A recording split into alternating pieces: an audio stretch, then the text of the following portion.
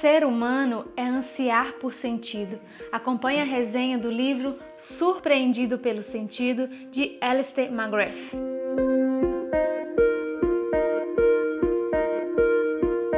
O livro Surpreendido pelo Sentido, publicado pela editora Ragnos, fala sobre ciência e fé e como conseguimos que as coisas façam sentido. O autor é Alistair McGrath. Ele tem competência para falar sobre ciência e fé porque é graduado em Química e Teologia, doutor em Biofísica Molecular e também doutor em Teologia. Não sei se você percebeu, o título do livro lembra Surpreendido pela Alegria, escrito por C.S. Lewis, e sim, isso foi proposital, já que Alistair se identifica e se inspira muito em Lewis. Inclusive, foi ele quem escreveu uma das principais biografias de Lewis, Do Ateísmo às Terras de Nárnia. Se você quiser saber um pouquinho mais sobre Lewis, temos um vídeo aqui no canal em que eu conto vários detalhes sobre a vida desse grande escritor. Lewis e Alistair não foram contemporâneos, mas há algumas semelhanças interessantes entre os dois. Ambos nasceram na Irlanda, na região de Belfast. Alistair estudou no mesmo colégio que a mãe de Lewis e os dois foram ateus na juventude e se tornaram cristãos. Os dois decidiram viver a fé cristã na igreja anglicana. Assim como Lewis, Alistair estudou em Oxford e trabalhou em Cambridge. C.S. Lewis ficou conhecido como o grande apologista cristão do século XX, enquanto Alistair é considerado um dos mais influentes pensadores cristãos da atualidade. Em Surpreendido pela Alegria, C.S. Lewis, como um bom professor de literatura e língua inglesa, traçou a importância da literatura em conduzi-lo a saciar o seu anseio mais profundo de deslumbramento, o que ele chamou de alegria. A conversão de Lewis foi extremamente ligada aos livros. Em Surpreendido pelo Sentido, Alistair, como um bom cientista, conta que a sua conversão foi um ato do livre pensamento. Para ele, o cristianismo contém uma dimensão para atribuir sentido, e ele faz um paralelo com a ciência, que também diz respeito a atribuir sentido. O método científico parte do princípio de identificar padrões no mundo natural e buscar estruturas mais profundas para explicar esses padrões. A explicação científica busca sentido para as nossas observações e experiências e seleciona a teoria que faz mais sentido. Portanto, constantemente haverá um elemento de dúvida em qualquer teoria, já que a ciência trabalha com verdades falseáveis. O que é isso? Verdades que podem ser contestadas com novos dados.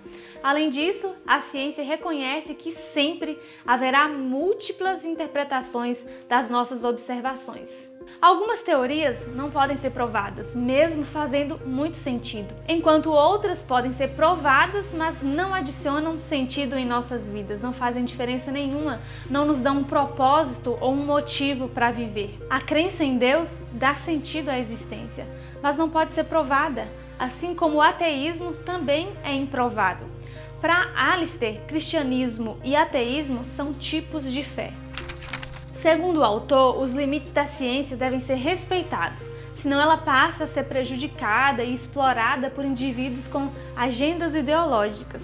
A ciência não deve sofrer interferência de dogmas religiosos ou antirreligiosos. É um grande problema quando cientistas fingem ser religiosos ou quando religiosos fingem ser cientistas. Eu me incomodo muito quando vejo crentes usando Deus para tapar buracos. Não sabem explicar um fenômeno? Vai lá e coloca Deus no meio. Deus não é um tapador de buracos. E não é papel da teologia cristã inventar uma explicação para as observações do mundo. A natureza está aberta a muitas interpretações legítimas. A ciência em si e por si é, ou melhor, deveria ser neutra, mas tudo depende do caráter moral dos seres humanos. A nossa natureza é falha e foi essa humanidade falha que criou a ciência, o que explica o seu potencial tanto para curar quanto para destruir.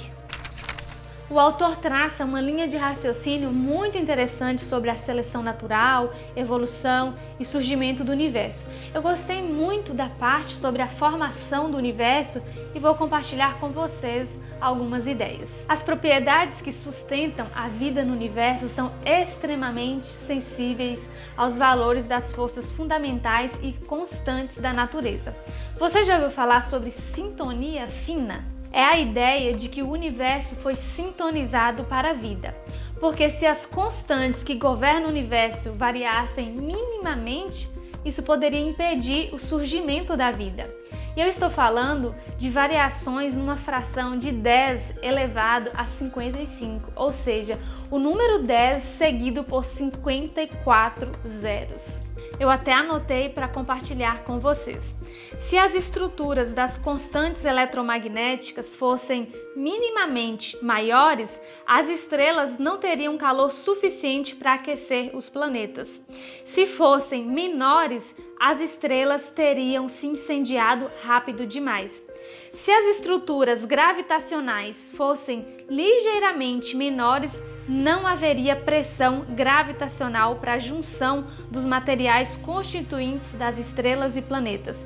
Se fossem maiores, as estrelas incendiariam rápido demais para permitir a evolução da vida. E até mesmo Barry Collins e Stephen Hawking argumentaram que o universo, começando com a energia gravitacional um pouquinho maior, entraria em colapso antes de surgir, e se fosse um pouquinho menor, não permitiria a condensação das galáxias e estrelas. Aí surgem as perguntas: de onde vêm as leis da natureza? Se o universo se formou em um espaço de tempo surpreendentemente curto, já possuindo todas as leis que governariam a natureza, a origem dessas leis passa a ser de importância apologética muito maior. O filósofo John Leslie disse: Deus precisou ter cuidado com a física que escolheu. A sintonia fina não prova nada, mas ecoa a visão cristã da realidade. A fé cristã nos capacita a extrair sentido das coisas, ainda que a existência e natureza de Deus esteja além do método científico. A fé vai além da razão e da existência. Eu disse que ela vai além e não contra. Esse livro é fininho, eu demorei para ler porque o assunto requer bastante atenção, mas a linguagem é bem acessível e agradável. E aí, gostaram do assunto do livro? Vocês se interessam por esse tema? Se você gostou desse vídeo, curta e compartilhe com seus amigos e até a próxima.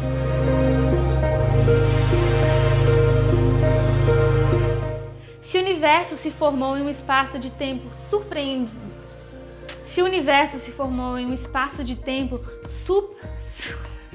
surpreendentemente. Depois, né? Tá.